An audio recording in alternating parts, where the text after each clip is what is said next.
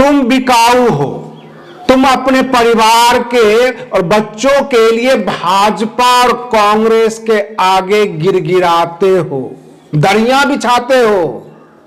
और हम सर्व समाज की इसलिए बात करते हैं ताकि सामाजिक समरसता बनी रहे। मैं आरडी भारती और आप देख रहे हैं बिहारी सुल्तान। बिहारी सुल्तान चैनल पर आपको सच्ची खबरें मिलेगी, आप जरूर देखिए, क्योंकि उत्तर प्रदेश की ज्यों-ज्यों विधानसभा चुनाव नजदीक होती जा रही है, बहन मायावती जी उतना ही हमलावर हो रही हैं। उन्होंने सीधे तरीके से मैसेज दे दिया बहुजन समाज के नेताओं को, तुम बिकाऊ हो, तुम जो है अपने समाज को बेचना चाहते हो। हम SC ST OBC माइनॉरिटीज की हक की बात करते हैं, हम सर्व समाज की बात इसलिए करते हैं ताकि सामाजिक समरसता बनी हुई रहे। हम गठबंधन में नहीं जा रहे हैं, हम अपने दम पर चुनाव लड़ेंगे। अपने समाज के साथ आ जाओ, बसपा के साथ आ जाओ, तुम्हें सम्मान भी मिलेगी, सिंहासन भी मिलेगी।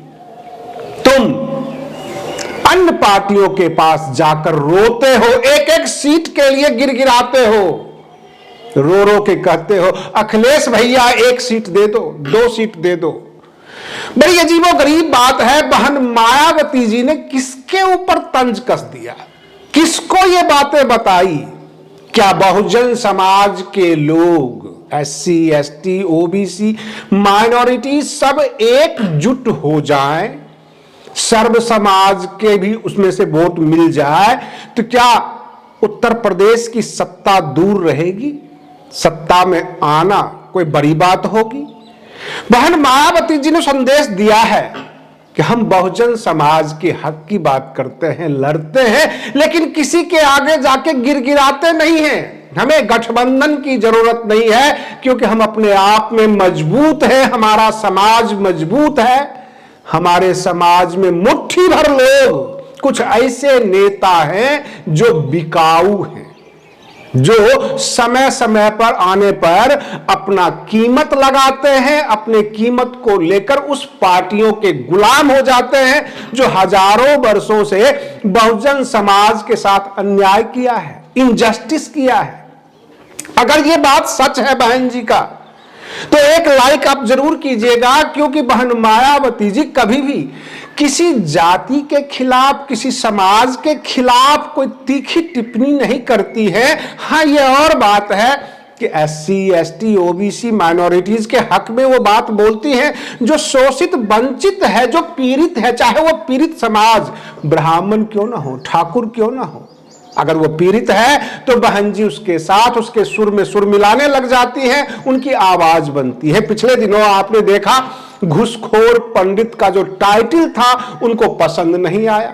UGC कानून में जनरल कास्ट को नहीं रखा गया तो उनको पसंद नहीं आया।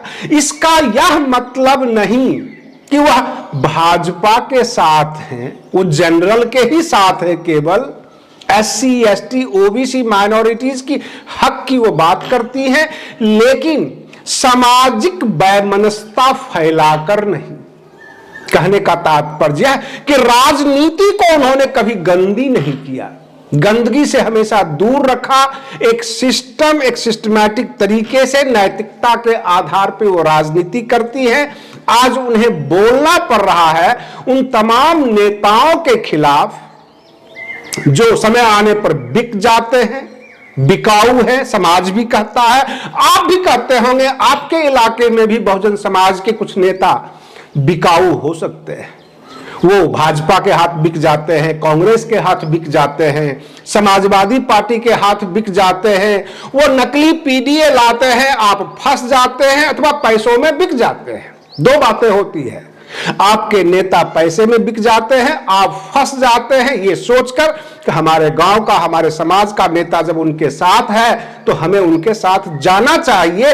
लेकिन आप यह नहीं समझ पा रहे हैं कि राष्ट्र की नेता किसके साथ है। राष्ट्रीय स्तर की नेता बहन मायावती जी बहुजन समाज पार्टी की राष्ट्रीय अध्यक्ष हैं। वो बहुजन समाज के लिए हमेशा से काम करती आई हैं, उनके हक हुकूक की बात करती हैं।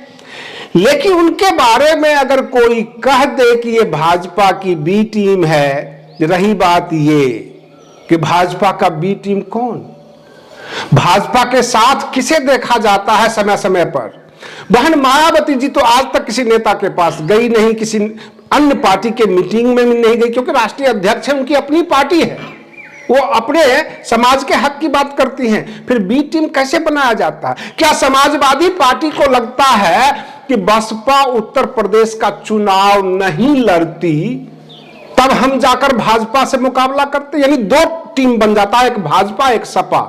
लेकिन बसपा जब हक हुकूक की बात करने लग जाती है, बसपा जब बहुजन समाज की बात करने लग जाती है, बहुत बड़ा वोट बैंक जो अल्पसंख्यक दलित का है, वो बसपा जब ले जाती है तो सपा को ऐसा लगता है कि यहां पर त्रिकोणीय मुकाबला होगा, हम तो तीसरे नंबर पर आ रहे हैं। कहने का तात्पर्य है कि चुनाव का हुजूम बताएगा, चुनाव की तैयारी बताएगी कि भाजपा का सीधा मुकाबला किससे है, बसपा के साथ या सपा के साथ। इस बार 2027 के विधानसभा चुनाव में कई चीज देखने को मिलेगी।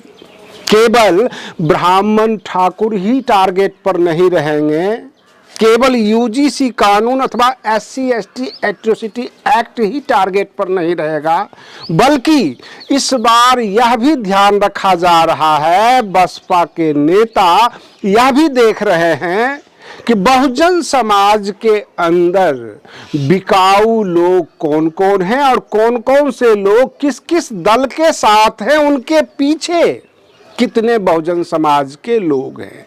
यह देखना बहुत ज्यादा जरूरी है, क्योंकि कहा जाता है कि बहुजन समाज पार्टी नेता बनाने की फैक्ट्री है। जब वो नेता बन जाते हैं तो उनको ऐसा लगने लगता है कि मेरे पीछे समाज है और हम कहीं भी जा सकते हैं। और ऐसे ही जो है कुछ कारण के द्वारा जो है कुछ नेता समाजवादी पार्टी से जुड़ गए, कांग्रेस से जुड़ गए, ये बताकर कि हमारे पीछे बहुत बड़ा क्राउड है, बहुत बड़ा मास है।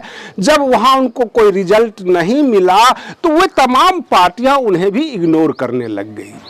2027 के विधानसभा चुनाव में जब बहन जी ने ही डिक्लेयर कर दिया, बहन मायावती जी ने ही खुद बोल दिया कि तुम बिकाऊ हैं, बहुत सारे बिकाऊ लोग होते हैं जो बिक जाते हैं, तो जाहिर सी बात है कि बसपा के कार्यकर्ता के दिमाग में भी ये बात आ ही गई होगी कि बहुजन समाज पार्टी के अंदर तो मजबूती करना ही करना है। हमें यह भी देखना है कि बहुजन समाज के अंदर कितने बिकाऊ लोग हैं जो समय समय पर बिक जाते हैं अन्य राजनीतिक दलों के द्वारा, कुर्सी के लालच में, पैसे की लालच में, अथवा अन्य कोई भी लालच हो। क्योंकि यह इतिहास इस बात का साक्षी है कि भाजपा और कांग्रेस, चाहे वो सपा ही क्यों ना हो, कभी भी बहुजन समाज के अंदर जो खास करके SC/ST वर्ग है उनके समर्थन में, उनके सपोर्ट में कोई कार्य ही नहीं किया। केवल नौकरियों में प्रमोशन का, आरक्षण का मुद्दा नहीं है, बहुत सारे जो बहुजन महापुरुषों के नाम पे जिले बनाए गए, उनका नाम भी हटाया गया। तो बहुत सारी ऐसी धांधलियां हुई है। आज के लिए बस इतना ही। आप बने रहिए बिहारी सुल्तान चैनल पर। हम फिर मिलते हैं अगले वीडियो में, तब तक के लिए धन्यवाद।